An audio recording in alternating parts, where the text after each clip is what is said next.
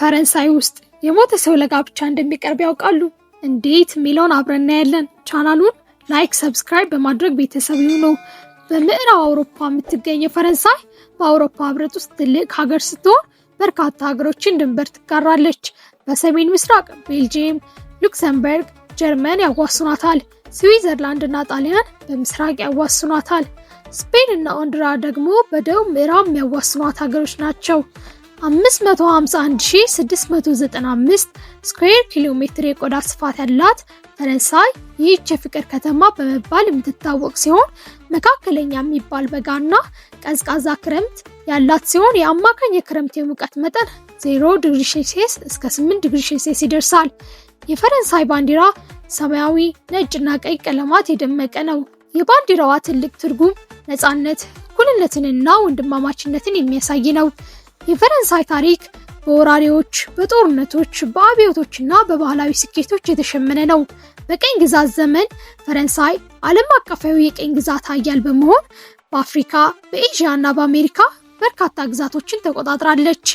ፈረንሳይ በታሪክ ወደ 80 የሚጠጉ ቀኝ ግዛቶች ነበሯት። ፈረንሳይ በዓለም ላይ ከብሪቲሽ ኤምፓየር ቀጥሎ ሁለተኛም ነበረች። አሁን ላይ በባህል፣ በምግብ እንዲሁም በፈጠራ ማዕከል እንደሆነች ቀጥላለች። በኪነ ጥበብ፣ በፋሽን፣ በፍልስፍና ዓለም አቀፋዊ አዝማሚያዎችንም በመምራት ላይ ትገኛለች። ፈረንሳይ አህዳዊና ከፊላዊ ፕሬዝዳንታዊ ሪፐብሊክ ስትሆን በፕሬዝዳንትና በጠቅላይ ሚኒስትር ትመራለች። አውሮፓ ህብረት ውስጥ አባል ስትሆን ዓለም አቀፍ የዲፕሎማሲያዊ ጉዳዮች ውስጥ ትልቅ ሚናን ትጫወታለች። በተጨማሪ ሀገሪቱ በተባበሩት መንግስታት ድርጅት ውስጥ ድምፅን በድምፅ በመሻር ስልጣን ካላቸው 5 የዓለማችን ሀገሮች ውስጥ አንዷ ናት።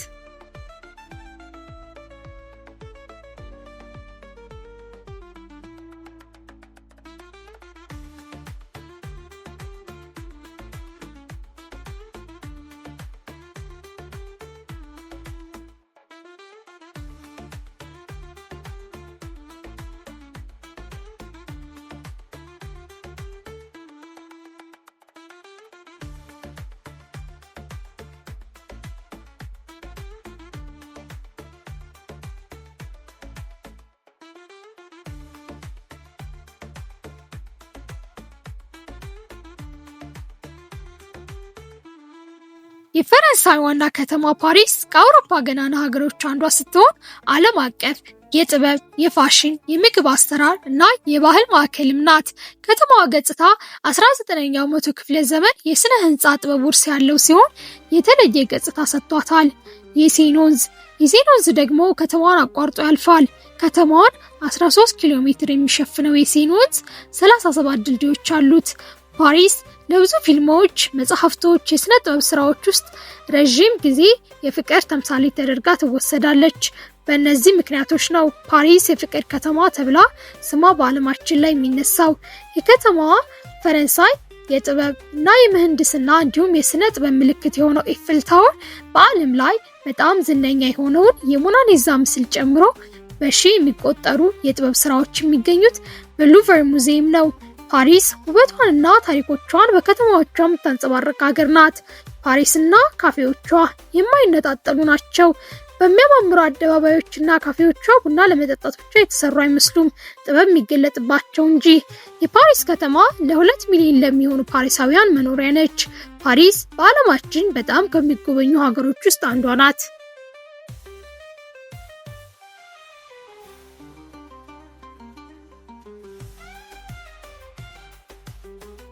ፈረንሳይ የተለያዩ ሃይማኖቶች መኖሪያ ናት። ካቶሊክ፣ ፕሮቴስታንት፣ ክርስቲያን፣ እስልምና፣ አይሁድንና ቡድሂዝምን ጨምሮ የተለያዩ ሃይማኖቶች መኖሪያ ናት። ፈረንሳዮች በምግብ ባህላቸውና ስርዓታቸው የሚታሙ አይደሉም። ፈረንሳይ በምግብና በዓለም አቀፍ ደረጃ ጣዕምና ጥበባዊ አሰራሩ ተለይተው ይታወቃሉ። ፈረንሳዮች በተለይ የሚታወቁት በባጊ ዳቦ ነው። ፈረንሳይ የምግብ ባህል ውስጥ ትልቅ ስፍራ ይይዛል። ይህም ብዙ ጊዜ ከችስ ጋር ይቀርባል። ፈረንሳዮችና የወይን ጠጅ አይነጣጠሉም። ፈረንሳይ ውስጥ በዓመት 11.2 ቢሊዮን የሚሆን የወይን ብርጭቆ ይቀዳል፣ ይጠጣልም። ወይን ፈረንሳይ ውስጥ ተመራጭና ተወዳጅ መጠጥ ሲሆን በሀገሪቱ የአልኮል ፍጆታ 60% ይሸፍናል። ፈረንሳይ ውስጥ በቱሪስት መስህብ ከሆነው አንዱ በፓሪስ ሰማይ ስር በኩራት የቆመው ኤፌል ታወር በዓለም ላይ በጣም ከሚታወቁ የስነ ህንጻ ምልክቶች አንዱ ሲሆን በ1889 ለዓለም ኤግዚቢሽን በጉስታፍ ኤፌል የተነደፈው በወቅቱ በሰዎች ሲብጠለጠል የነበረው ነገር ግን አሁን ላይ በማይተካ የከተማዋ ቅርስ መሆን ችሏል። ይህ በፈረንሳዩ ኢንጂነር ጉስታፍ ኤፌል የተነደፈው ኤፌል ታወር 330 ሜትር ከፍታ ያለው ሲሆን 3 ፍሎሮች አሉት። ታወሩን ለመስራት 2.5 ሚሊዮን የሚሆን የብረት ሚስማር ተጠቅመዋል። በ20,000 መብራቶች ከተማዋን ያደምቃታል። ኤፌል ታወር 2 ዓመት ከ2 ወር ከ5 ቀን ጥቅቅ ብሎ እንዲጠናቀቅ ፈጅቶበታል። ኤፌል ታወርን ለመጎብኘት የሚመጡ ጎብኚዎች በሚሊዮኖች የሚቆጠሩ ናቸው። ኖተርዳም ዳ ፓሪስ በአጭር ስሙ ኖተርዳም ተብሎ የሚጠራው ኖተርዳም ዳ ፓሪስ በፓሪስ ከተማ የሚገኝ መካከለኛ ዘመን የካቶሊክ ካቴድራል ነው። ኖተርዳም የሚለው የፈረንሳዊ ቃል ትርጉም እመቤታችን ማለት ሲሆን ለቅድስት ማርያም የተሰራ ካቴድራል ነው። ካቴድራሉ የ860 ዓመት ታሪክ ያለው ሲሆን በየዓመቱ ከ9 ሚሊዮን በላይ ጎብኚዎችን ይቀበላል። ግንባታው በ1163 ተጀምሮ በ1345 ነበር የተጠናቀቀው። ሉቨር ሙዚየም የሴን ወንዝ ባንክ ላይ የሚገኘው የፓሪስ ምልክት ጥበብና ታሪክ ሀብት ነው። መጀመሪያ የነገስታቱ ማረፊያ ነበር። ሙዚየሙ በአሁን ጊዜ ከ35,000 በላይ የተለያዩ ዘመናዊ ሽሬ ስራዎችን ይዟል። እንደ ሞናሊዛ ያሉ የጥበብ ስራዎች በሉቨር ሙዚየም ይገኛሉ። በዓለም ላይ ትልቅ ሙዚየም ሲሆን በየዓመቱ ከ10 ሚሊዮን በላይ የሚበልጡ ቱሪስቶችን ይቀበላል። ፈረንሳይ ውስጥ የፋሽንና የቅንጦት ባህር ዳርቻ የሆነው ፍሬንች ሪቬራ የሴንት ትሮፒስ እስከ ሜንቶን የጣሊያን ድንበር ይደርሳል። የሀብታሞችና የታዋቂ ሰዎች መዝናኛ በመሆን የሚታወቀው ፍሬንች ሪቬራ በሚያማምሩ መዝናኛ ቦታዎቹ ይታወቃል። ጥርት ባሉ የባህር ዳርቻዎች ፍሬንች ሪቬራ ፈረንሳይ ሰዓት አቆጣጠር ከመካከለኛው አውሮፓ ሰዓት አቆጣጠር በአንድ ዲጂት ይቀድማል።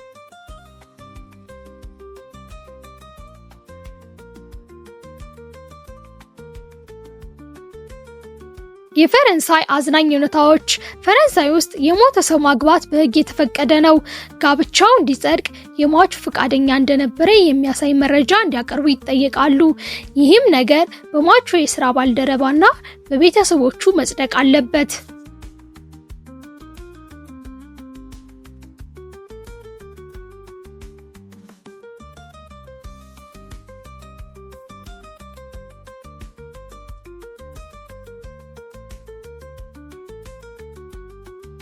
ውድ የሃና ሚዲያ ዩቲዩብ ተከታታዮች አብራችሁን ስለነበራችሁ እያመሰገንን ቻናሉን ላይክ፣ ሰብስክራይብ፣ ሼር በማድረግ ቤተሰብ ይሁኑ።